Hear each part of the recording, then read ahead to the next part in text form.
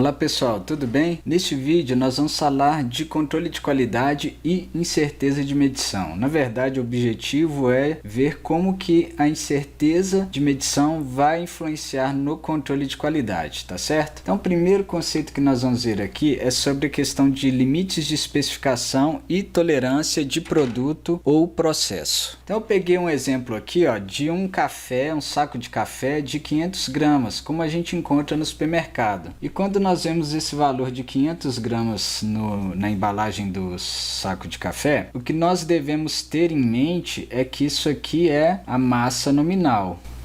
Como assim? Nominal é o que é de certa forma especificado, mas será que tem exatamente 500 gramas aqui? Aí só medindo para saber, né? Mas se você está num processo produtivo e vendo vários sacos de café serem ensacados ali diariamente, num processo de produção de café, possivelmente você vai ver que na hora de aferir a massa desses sacos, que seja 100% dos sacos produzidos ou por amostragem, você vai perceber que existe uma variabilidade. Então não é possível garantir 500 gramas por causa de aspectos inerentes do processo. Todo processo tem variabilidade e, portanto, tem erros. Então o que acontece é que, além da gente falar de erro em metrologia, a gente também tem erro em processo, tá? A gente tem variabilidade em processo. Nesse sentido, o produtor, enfim, todos que estão envolvidos ali na produção, no processo de ensaque de café, eles vão determinar que esse valor de 500 gramas aqui que vai no saco tem uma tolerância. Uma tolerância eu vou colocar aqui no chute 1%, tá? De tolerância nessa massa. De forma que se você tiver com mais ou menos 1% em relação a esse valor nominal, dentro, lógico, desses limites, você vai aceitar aquele saco de café. Se você tiver com valor abaixo dessa especificação aqui, você pode estar lesando o cliente, e se você tiver com valor acima, você pode ter um prejuízo por estar entregando a mais do que o prometido ali, do que o especificado, tá certo? Quando eu coloco 500 gramas mais ou menos 1%, 500 menos 1% seria a massa mínima. Então a massa mínima seria 500 menos 5 gramas, que daria 495 gramas. Já a massa máxima seria 500 gramas mais 1%, ou seja, 505 gramas, tá? Então a tolerância lá para o processo de ensaque vai ser a massa máxima menos a massa mínima, que de forma geral em controle de qualidade nós podemos dizer aqui que são os limites superior de especificação e inferior de especificação, tá? Então vai ser limite superior de especificação menos o limite inferior de especificação, ou seja, 505 menos 495 gramas, portanto a tolerância de 10 gramas, tá? Então eu posso ter uma variabilidade aceitável aqui de 10 gramas, isso é permitido, tá? Lógico que isso não vai depender somente do produtor, mas também da legislação, tá? A metrologia legal, o Inmetro, vai verificar isso aí periodicamente, tá? Se o produtor está de fato cumprindo com aquilo que ele promete entregar. Esse foi um exemplo, né, de saco de café, mas vamos ver outro exemplo. Por enquanto eu ainda não falei da questão da incerteza de medição, tá? Por enquanto eu estou falando somente de controle de qualidade, limites de especificação e tolerância. Vamos pensar aqui agora num caso mais da indústria metalmecânica, onde a gente tem aqui um desenho de um eixo usinado. Eu tenho um eixo aqui que tem uma parte aqui de 100 milímetros com um diâmetro de 50, tá? Depois a gente tem aqui uma parte cônica e depois a gente tem uma outra parte cilíndrica com 100 milímetros de comprimento e 35 milímetros de diâmetro. Essa parte aqui, daqui para cá, ó, que corresponde a esse diâmetro de 35 milímetros que está aqui nessa vista, tem duas medidas toleradas, tanto o comprimento quanto o diâmetro são tolerados. Por que essa tolerância? Essa tolerância está representada aqui com o símbolo H8 no caso do comprimento e J6 no caso do diâmetro. Essa tolerância vai facilitar o acoplamento desse eixo, né? Se você conseguir fabricar esse eixo com essas duas dimensões nas tolerâncias, você consegue utilizar esse eixo depois numa determinada montagem para cumprir a função dele. Se você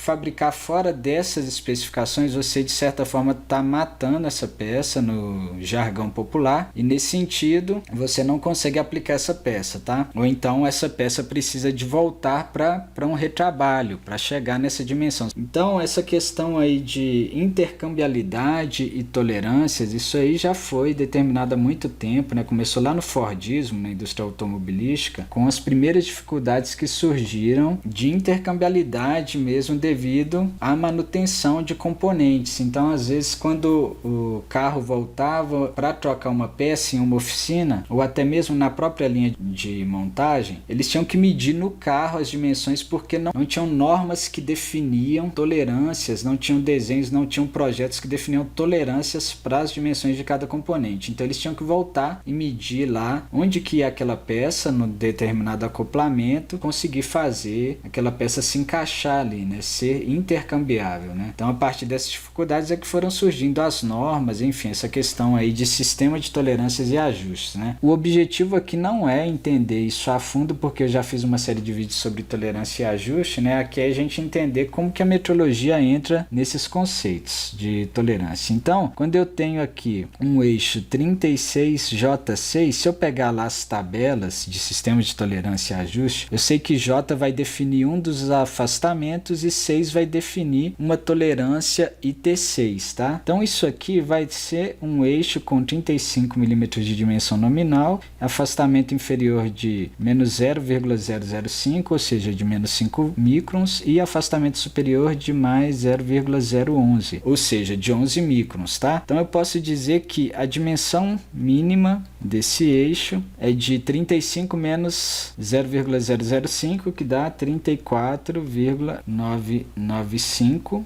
milímetros, tá? E a dimensão máxima vai ser 35 mais 0,011, que dá 35,011 milímetros. Então aqui a gente já vê uma coisa diferente em relação àquelas tolerâncias lá do saco de café. As tolerâncias aqui não são simétricas, tá? Nesse sistema de tolerância e ajuste eu posso ter tolerâncias simétricas, quando eu tenho, por exemplo, afastamento JS, ou tolerâncias assimétricas, que vai englobar a maioria das tolerâncias aí, tá bom? Então nem sempre a dimensão nominal, que é essa daqui, a que vem aqui na cota do desenho, ela vai estar no centro dos limites aqui de especificação, tá? Eu posso dizer aqui que a dimensão mínima no controle de qualidade, ou na linguagem do controle de qualidade, é o limite inferior de especificação, e a dimensão máxima é o limite superior de especificação, tá certo? E aí aqui nós vamos ter uma tolerância, né, de 35,011 menos 34,995, que dá 0,016 milímetros.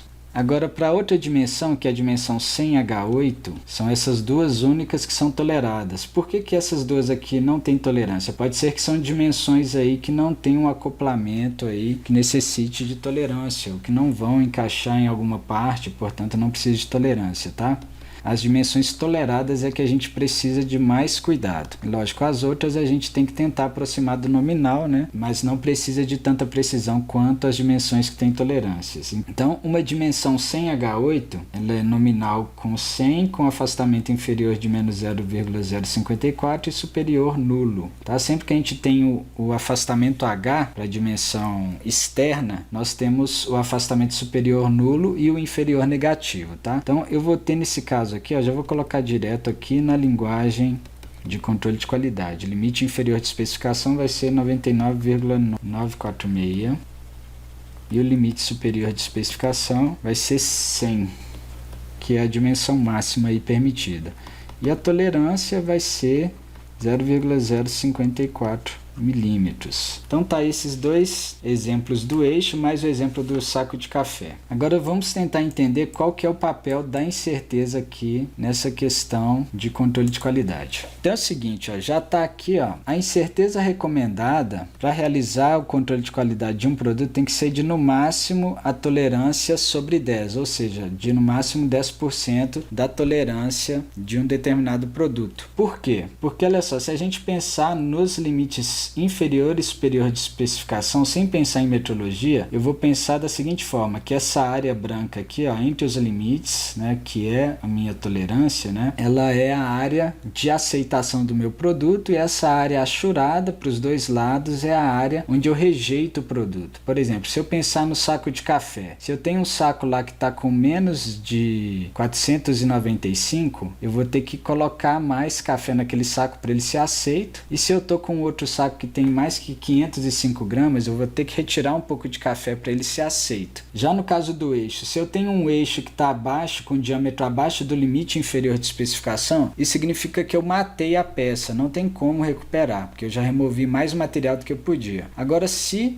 o eixo está com um diâmetro maior do que o limite superior de especificação, isso significa que eu tenho que tornear ele mais um pouco, remover mais material para ele ficar aqui na região de aceitação. Mas o que acontece é que esse pensamento, essa exposição que eu fiz, está baseada somente em aspectos de processo. Se eu considerar a incerteza de medição, o que vai acontecer é isso aqui, ó. Vamos supor que eu estou aqui com o resultado da medição por aqui assim, e aqui também, ó, um outro produto, uma outra peça esteja por aqui. O que eu observo aqui, ó? Vamos ver se vocês conseguem enxergar. Aqui eu tenho a média das medições que foram realizadas no produto, mais ou menos a incerteza. Como assim? Vamos recordar aqui. Quando eu pego um determinado eixo lá e eu vou medir o diâmetro, pode ser que eu tenha que medir o diâmetro desse eixo em diferentes pontos, tá? Então eu medi uma vez, deu aqui, eu medi outra vez, deu aqui, eu medi numa terceira vez, deu aqui, aí eu medi de novo, deu aqui. Pode ser que em cada ponto eu estou medindo 3 vezes, girando o eixo aí em 120 graus radialmente, aí eu medi de novo, deu aqui, eu medi de novo, deu aqui, medi de novo, deu aqui, medi uma última vez, deu por aqui. Então eu vejo que eu tenho a maior probabilidade próximo à média, 4 medições aqui próximo à média, né, que deu aqui em cima do limite inferior de especificação, mas eu tenho algumas medições que deram do diâmetro, deram para baixo da média, e 2 que deram acima. Por quê? Porque o produto tem uma variabilidade. Lógico que essa variabilidade também é inerente à metrologia, questões aí de repetitividade do instrumento, enfim. Então, na hora que eu calculo a incerteza, né, eu tenho essa faixa de valores aqui, que eu coloquei aí, barra mais ou menos a incerteza, lógico que poderia ter uma correção, mas eu estou considerando aqui um caso simplificado, que nos dá 0,9545 de confiança de encontrar o diâmetro do eixo. O problema aqui é o seguinte, que esse diâmetro pode estar abaixo do limite inferior de especificação, considerando a incerteza, e pode estar acima. Então, se eu considerar somente a média das medições, eu posso estar em cima do limite inferior de especificação e posso aceitar esse diâmetro. Mas se eu considerar a média menos a incerteza, eu posso estar por aqui assim. E se eu considerar a média mais a incerteza, eu posso estar por aqui. Então eu tenho essa região aqui, né, que nós chamamos de zona de dúvida, tá? Daqui a pouquinho eu escrevo. E da mesma forma para o outro lado aqui, né? Se eu tiver um produto aqui próximo do limite superior de especificação.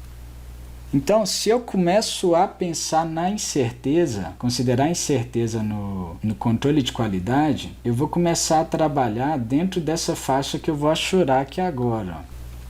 Essa faixa aqui é uma faixa que a gente pode chamar de zona de aceitação.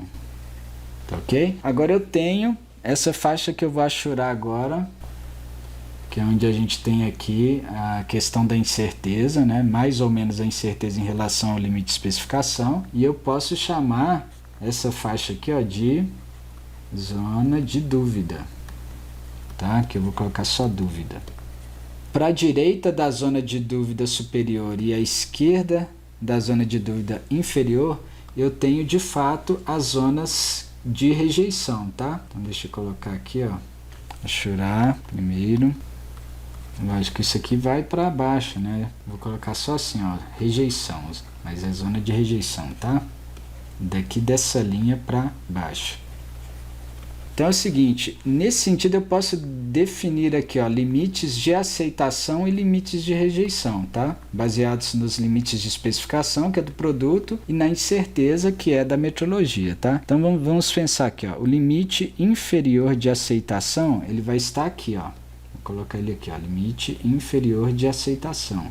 E o limite superior de aceitação vai ficar aqui assim, ó.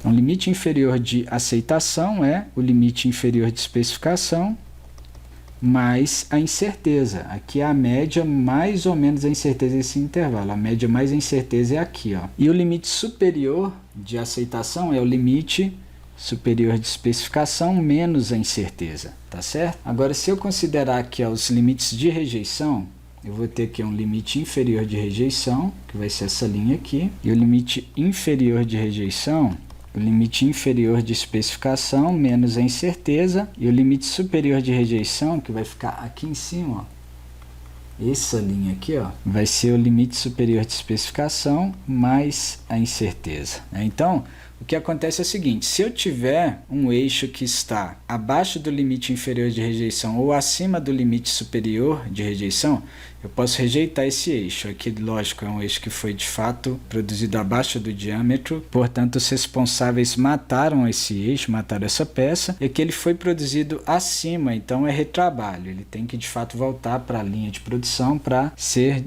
desbastado ou finalizado para chegar aqui dentro da zona de aceitação. Agora, se eu tenho aqui, ó, um produto que está entre o limite inferior de rejeição e o limite inferior de aceitação, eu estou numa região de dúvida, tá? E da mesma forma, se está entre o limite superior de aceitação e o limite superior de rejeição, também é dúvida. Agora, se está dentro aqui dos limites inferior de aceitação e superior de aceitação, que é essa zona verde, eu posso aceitar o produto. O ideal é que seja considerado o limite inferior e superior de aceitação, mas isso na prática nem sempre é feito. Infelizmente, o controle de qualidade às vezes despreza a incerteza de medição, tá? Então, a recomendação que nós damos para o engenheiro é que trabalhe dessa forma. Não só para o engenheiro, mas qualquer profissional que trabalhe com controle de qualidade de forma científica na indústria, ele deve observar a influência da incerteza, processo de controle de qualidade, tá?